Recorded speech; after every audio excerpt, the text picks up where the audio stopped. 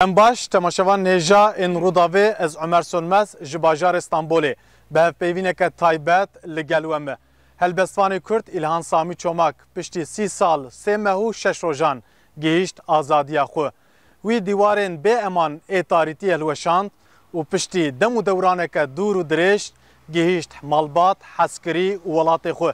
İlhan Samî Çomak yekem hevpeyvîna xwe ya bi Kurdî a nivîskî dabû Rûdawê.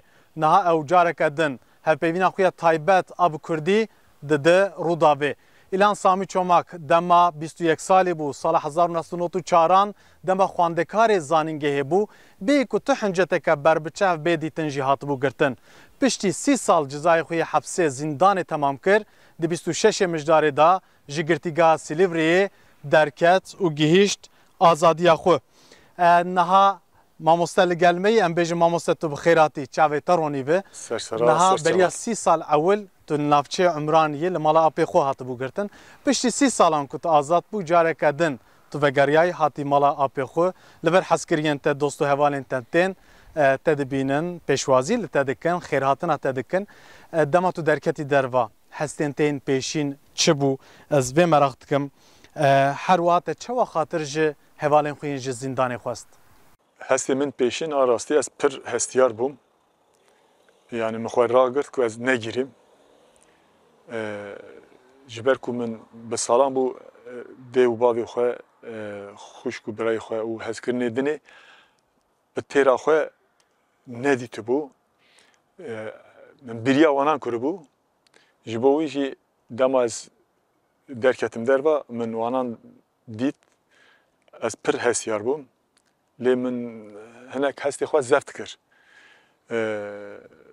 Adin jî hevalê min girtîgehê dema bîstin ez taliye bûm hinek ji wan gîriyan.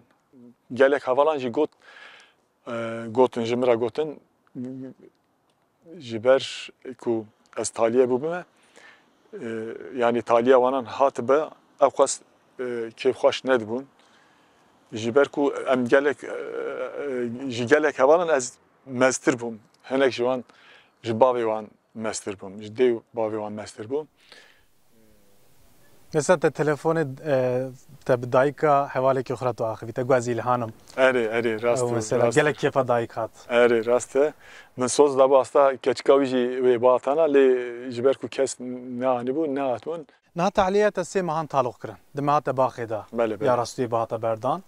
Vê carê te bi saetan hindir dahîştin. Yani sebep çi bû gelo wê demê muameleke çawa bi te kirin û çima te di danê êvarê da di tariyê da te derxistin. Lewra gotinekî te hebû te got ez ji tariya çêkirî derbasê tariya rastîn bûm.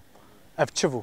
Yani a rastî ez hincetê tam nizanim. Lê hinek dereng ji min re ragandin ku tu taliye be min di saat yekî da bîst ez taliye bûme. Tu hêvîdar bûyî? Hêviya te hebû vê carê? Hêviya min hebû ama ez pir bi tedbîr bûm. Yani bi tedbîr bûm ihtiyat min her tim ji bo ku dibe ku disan taliye nekin bi hestên tedbîrî tevdîgeriyam. Lê paşê parêzerê min hat saat yekî da ragand ku got tu taliye bûyî. Ez hiç li wê nesekinim ji ber ku hevalê min li bendê bûn. Ka wê çi biryar bê girtin ez vegeriyam xweşê min ji hevala re got hevalar bi şayiyek mezin bi çepek lêxistinê vî xeberê pêşwazî kirin. Derî vebû ez girtim. Ez girtim ji bo ku ez derkevim gazî min kirin min girtin anîn li hücreyek tena serê xwe mam nêzî 2 saat mam. Di vî naberê de nizam çima wer zêde ma ji min re gotin leşker nehatiye. Min çend caran serî li derî jî xist hatin ji min re gotin leşker nehatiye. Dawiya dawî ez di tariyê de derketim. Li gorî min ev jî pir tiştek xirab nine. Yani ji ber çi ez derketim. Min evî jî nekir hincet. Ji bo ku ez derketim derdiketim min digot nexeme. Baş. Li girtîgehê em bêjin herî zêde te bêriya çi dikir piştî azad bûyî em bêjin herî zêde çi bal hate kişand? İstanbola te berê ya 30 sal ewilî bû? Hey ez İstanbul'u ne geriyem nizam çabe ama tişteki meditiye 30 sal beri ez san li vî taxê hatim girtin, li Ümraniye'ye hatim girtin. Pir guheriye. Tu pêşî bawerim çû ser gora apê xwe newsa te hevpeyvîna me da gotibû ji xwe mirî li benda min e. Te gotina xwe jî anî cî. Datpîra min û apê min li wê di gorê dabûn ez çûm ser gora wan. İca di girtîkeyê de a rastî 30 sal ser da bihirî. Di nav demê de dem û devranê de însan êdî bêriya pir tiştan nake. Wanan jî bîr dike yani. Yani tiştê xwarinê, tiştê nizam keyfê falan jî bîr dike ama hezkirinê xwe tu carî însan ji bîr nake. Mesela ez bûm şahid dema derketî te wisa bi henekî ji bo moral û motivasyonê ew bikî te goşa telefonê bidin min ev çi tişt e? Te telefonê gir destê xwe derdora te keniyan ji te re pir balkêş de hatine wisa telefon tiştekî çawa min hiç telefon nedîtiye yani telefona belki ya akıllı telefon falan dibêjin. Me hiç nedîtî bu tabii. Demezler var bûm ji xwe cep telefonu falan ji tune bû. Min dît yani, min dît ez hê pir safî jî nebime. Ji xwişk û birayê xwe digirin lê dinêrim carna ama her tim xirab dibe dibêm ka ev çi ye. Ev jî sebra wan jî baş e yani. Firsenda te çê bû tika meşiyay te meşiya divêm ji xênî voltayên hepsê te niha meşê bêriya meşê kiriye divêm. Erê şeva ku ez ji girtîgehê derketim wê şevê hiç ranêzam heya serê sibê. Sibê zû rabûm min taştê xwar bi apê xwe zû saat 6:30 bû derketin tariyê de em hinek meşiyan cuda bû balkêş bû em ji qiyameyê de dema derket hinek min zehmetî dît ji ber ku ez 30 sal cî rastê de dimeşim lê em me xwe sernişîv dema berda zehmetî zêdetir bû min gavê xwe ranedikirt apê min ket bilê min em wer ekbûn ji bilî wî jî em du roje dema tên dernegê ji bo pêşwaziyan dimeşin diçin û diçin mal ev jî ji bo min vakî ama ez hên ew neçim derneketme derve par yani. Pirseke kur û hûr e helbet yani 30 sal çişte bir çişte anî mesela li gorî risteya helbestekî te tu dibêjî dîwarên bê eman hebû lê li gorî min û li gorî cîhanê jî edebiyata cîhanê jî dî hatî qebûl kirin ku te bi fikrên xwe bi kitêbên xwe bi ramanên xwe bi helwesta xwe ya rewşenbîrî û bi berxwedana xwe te wan dîwarên tarîtiyê bê eman te hilweşand û te ji xwe re esmanekî azad ava kir 12 kitêb te hindir da nivîsand.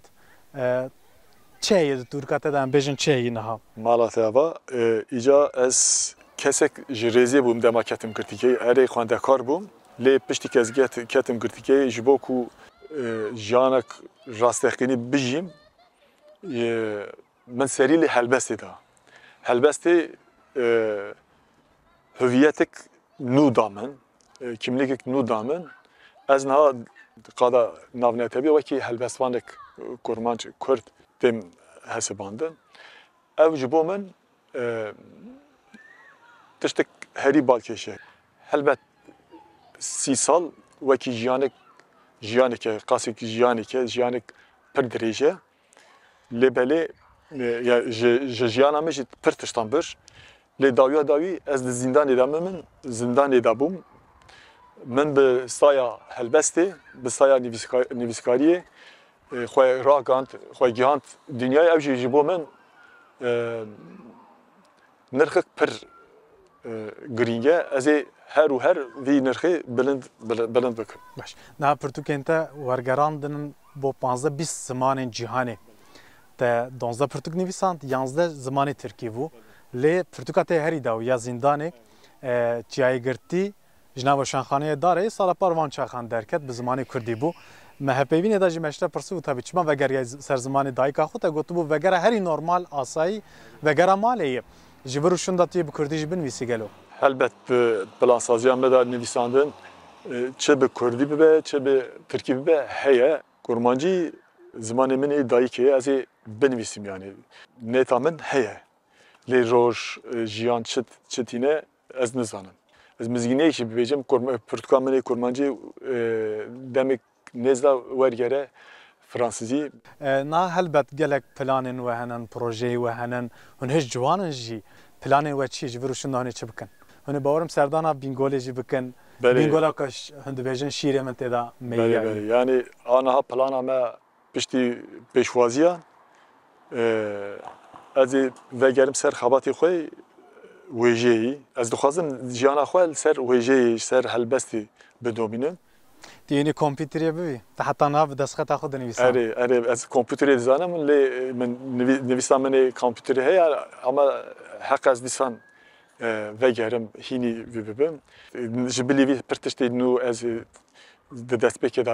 دست بکم هیا جیانک چاوا من لبند منه از هی نزانم ام نزانم سببی چه به چه نبه لنتا من هر و هر سر هلبستی سر وجهه باشه پرسا داوی ام بپرسن نوتو چاره حتی 2024 گلک تشقومین لکردستان لجیهان روشلاتان آبین لباشور کردستان فدراسیون کی حتی واکرن رفراندوم سرخابونه هات چکرن روجاوای ولایت بر به ستاتوی کی واده چه بگشتی نرینات و پیامات جبو هم باشور هم روجاوا و بگشتی جبو کردان چیه روشا کردان پشتی 30 سالان روشا سیاسی و پولیتیک te çawa dît gelo? Dema em dibêjin pirsgirêka Kurd nîvekawî de statûye. Yani Kurd xwe çawa bi rêve dibin niha hem Rojava hem li Başûr Kurmanc Kurd bevê statûyek dimeşin. Ez bawerim ev ji bo me hemû Kurmanca kêfxweşiyek mezin e. Daxwaza min ew e ku ew statû hem li Rojava hem li Başûr têkûz bibe û bigêje dawiyê. Baş. Zor spas mamoste bo vê hevpeyvîna taybet mala we ve hebe gotinên wê yên dawî em bigirin. Mala we heba. Zor spas mamoste belê li gel me şairê Kurd İlhan Samî Çomakê ku 30 sal di zindanê de mabû û beriya çend rojan gihîştibû azadiya xwe ew hevû me pêra hevpeyvîneke taybet kir li ser jiyana wî ya serpêhatiya wî ya li zindanê li ser serpêhatiya wî ya nivîskarî û helbestkariyê û her wiha ji vir û şûn da wê çi bike em serveyekê rawestiyan wekî ku me got heta niha İlhan Samî Çomak di zindanê de di nava 30 salan da 12 pirtûkan nivîsandiye herî da wî jî pirtûka wî ya bi Kurdî yekem pirtûka wî ya bi Kurdî çiyayê girtî bû sala Parvançaxan hatibû weşandin niha mizgîniyekî ji da me got ku çiyayê girtî ji Kurdî wê ji bo Fransî bê wergerandin ev jî bêguman ji bo wêjeya Kurdî ciyê hêjayiyê ciyê kêfxweşiyê ye niha ev hevpeyvîna taybet bêguman ez bawerim ku wê gelekî deng vede ji ber ku yekem hevpeyvîna bi Kurdî bû a rûbirû piştî ku azad bû ew bûbû lewra me bi hevpeyvîna nivîskî da me gotibû ku em hêvîdarin ku îdî İlhan Samî Çomak bigî ji azadiya xwe û em pirsên xwe rûbirû jê bikin heta hevpeyvîneke din bimînin nav xêr û xweşiyê da dem